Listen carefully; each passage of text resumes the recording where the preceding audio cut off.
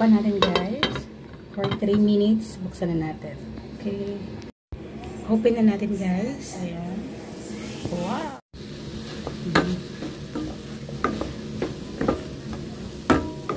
Mami, I'm done, mami. Okay.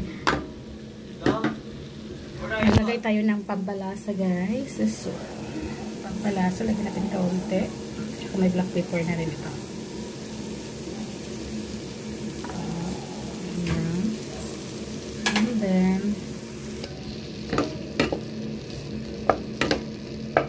dito naman sa gitna is ilagay natin yung itlog.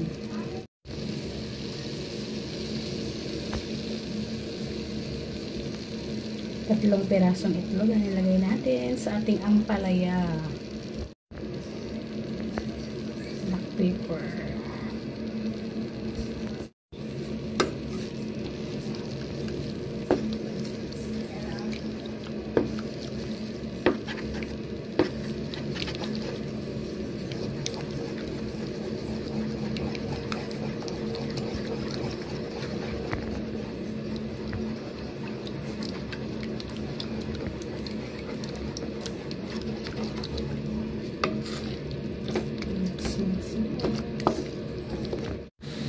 Maglagay tayo ng sili guys, na green and pula. Kasi nga naman, mahilig nila kami sa maanghang.